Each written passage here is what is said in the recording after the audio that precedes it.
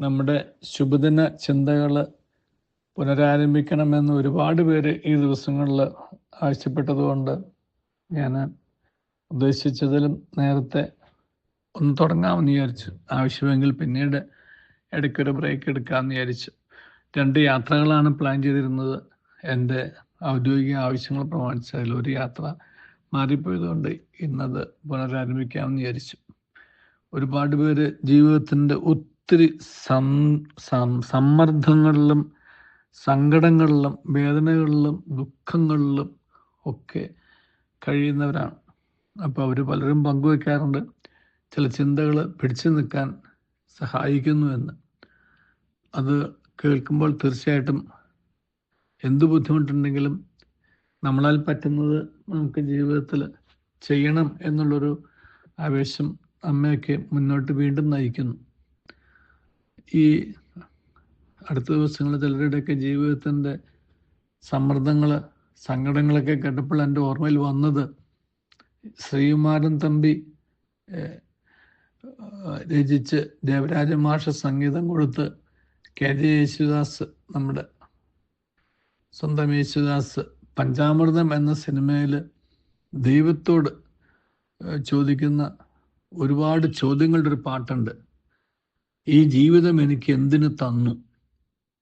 അത് ദൈവത്തോട് ചോദിക്കുന്ന ചോദ്യങ്ങൾ കേട്ടാൽ നമുക്കും മനസ്സിലാവും നമ്മൾ പലരുടെയും ജീവിതം ഇത് തന്നെയാണ്. ഈ ചോദ്യങ്ങളാണ് നമ്മൾ ജീവിതത്തിൽ ദൈവത്തോട് ചോദിക്കുന്നത്.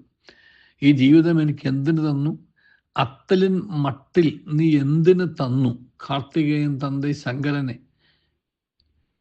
എന്നിട്ട് പറയുന്നത് 2 ഉദാഹരണങ്ങൾ അവിടെ പറയുന്നുണ്ട്. ഒന്ന്, ഇരുമ്പ് ഉരുക്കുന്ന ആലയ്ക്കുള്ളിൽ എരിഞ്ഞ് ഉയരുന്ന കനലിന് മേൽ തലകീഴായി തൂങ്ങിക്കിടക്കും കോഴിക്കുഞ്ഞിനെ പോലെ പിടയുന്നു വേകുന്നു മനുഷ്യൻ, കൊല്ലാതെ കൊല്ലുന്ന ശങ്കരനെ. ദൈവത്തോടുള്ള ചോദ്യമാണ്. അത് നമുക്ക് ചിന്തിക്കാവുന്നതേ ഉള്ളൂ. ഈ ആല ഇന്നത് കാണാനില്ല കാര്യമായിട്ട്, എന്നിരുന്നാൽ പോലും ഈ ഇരുമ്പുരുക്കുന്ന ആല, കൊല്ലൻ്റെ ആലയെ നമുക്ക് സങ്കല്പിക്കാവുന്നേ ഉള്ളൂ. അതിൻ്റെ മുകളിൽ തൂങ്ങിക്കിടക്കുന്ന ഒരു കോഴിക്കുഞ്ഞ്, എന്നിട്ട് അങ്ങനെ പിടഞ്ഞ് വേകുന്ന, വെന്ത് പിടയുന്ന ഒരു മനുഷ്യൻ്റെ അവസ്ഥയാണ് ഇന്ന് എൻ്റേത്. അങ്ങനെയുള്ളൊരവസ്ഥയിലുള്ള ജീവിതം എനിക്ക് എന്തിനാണ് തന്നത് എന്ന് ദൈവത്തോട് ചോദിക്കുന്ന ഒരു മനുഷ്യൻ. അത് ദുഃഖത്തിൻ്റെ, വേദനയുടെ, സങ്കടങ്ങളുടെ ഒരു കടലിൽ കിടന്ന് കരയുന്ന ഒരു മനുഷ്യൻ്റെ മുഖമാണ് നമ്മുടെ മുമ്പിലേക്ക് എപ്പോഴും വരിക. ഞാൻ കോടതിയിൽ കേസ് കേട്ടുകൊണ്ടിരുന്നപ്പോൾ കാലഘട്ടങ്ങളിൽ ഞാൻ എപ്പോഴും പറയും, എൻ്റെ മുമ്പിലുള്ളത് ഒരു വക്കീലല്ല, എൻ്റെ മുമ്പിലുള്ളത് കേസ് കെട്ടുകളുമല്ല, പക്ഷേ അതിൻ്റെ ഉള്ളിൽ കിടന്ന് കരയുന്ന ഒരു മനുഷ്യൻ്റെ മുഖം എൻ്റെ മനസ്സിലെപ്പോഴും തെളിഞ്ഞു വരുമെന്ന്. ആ കരയുന്ന മുഖത്തെയാണ് ഞാൻ ശ്രദ്ധിച്ചിട്ടുള്ളത്. മുമ്പിൽ നിൽക്കുന്ന വക്കീലിൻ്റെ പ്രൗഢിയോ വക്കീലിൻ്റെ വാദത്തിൻ്റെ പ്രത്യേകതകളോ ഒന്നും അല്ല എന്ന് എൻ്റെ മനസ്സിൽ എന്നും ഞാൻ എൻ്റെ മനസ്സിനോടും പറയും.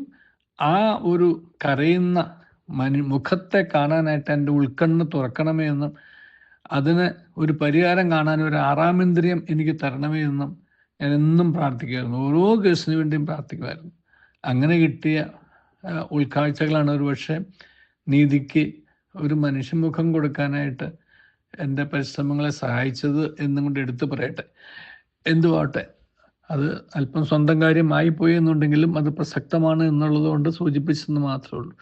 വേദനകളും സങ്കടങ്ങളും മനുഷ്യ ജീവിതത്തിൽ ഉണ്ടാകും. ഓരോരുത്തർക്കും ഓരോ വിധത്തിലാണെന്ന് മാത്രമേ ഉള്ളൂ.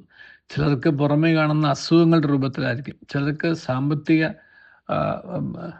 സമ്മർദ്ദങ്ങളായിരിക്കും, സാമ്പത്തിക പ്രശ്നങ്ങളായിരിക്കും, ചിലർക്ക് മാനസിക സംഘർഷങ്ങളായിരിക്കും, ചിലർക്ക് അശാന്തിയുടേതായിരിക്കും, ചിലർക്ക് അസ്വസ്ഥതകളുടെ, ചിലർക്ക് ഇത് ആർക്കും പറഞ്ഞറിയിക്കാൻ പറ്റാത്ത, ആർക്കും മനസ്സിലാവാത്ത വേദനകളായിരിക്കും. ഒരുപാട് പേരുടെ കാര്യങ്ങൾ ഞാൻ മനസ്സിലാക്കിയിട്ടുള്ളത് ആരോട് പറഞ്ഞാലും ആർക്കും മനസ്സിലാവാത്ത ഒരവസ്ഥയാണ് എൻ്റേതെന്നാണ്. അപ്പം ഞാൻ അവരോട് ഇപ്പോഴും പറഞ്ഞൊരു കാര്യമുള്ളൂ, ആരോട് പറഞ്ഞാലും ആർക്കും മനസ്സിലാവാത്ത ഒരവസ്ഥ എല്ലാവരുടെയും ജീവിതത്തിലുണ്ടാവും.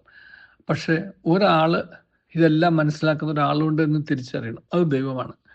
ഒരു വഴിയില്ലാത്തവൻ്റെ ഏക വഴി ദൈവമാണ്. ഒരാൾക്ക് മനസ്സിലാവാത്തത് മനസ്സിലാക്കുന്ന ഒരാൾ ദൈവമാണ്. ആ മനസ്സിലാക്കുന്ന വഴി തിരിച്ചറിയിച്ച് തരുന്ന, വഴി ഒരിക്കലും അടയാത്ത ആ ദൈവത്തിലേക്ക് തിരിയുവാനായിട്ട് ഇങ്ങനെയുള്ള വേദനയുടെ, സങ്കടങ്ങളുടെ, സമ്മർദ്ദങ്ങളുടെ ഒക്കെയുള്ള അവസരങ്ങളിൽ നമുക്ക് കഴിയട്ടെ. അത് ആ സമയത്ത് മാത്രമല്ല, പക്ഷെ അവിടേക്കൊക്കെ തിരിയാൻ വേണ്ടിയിട്ടുള്ള ഒരു വിളിയാണെന്നുള്ള ഒരു തിരിച്ചറിവ് നമ്മുടെ ജീവിതത്തെ മുന്നോട്ട് നയിക്കട്ടെ.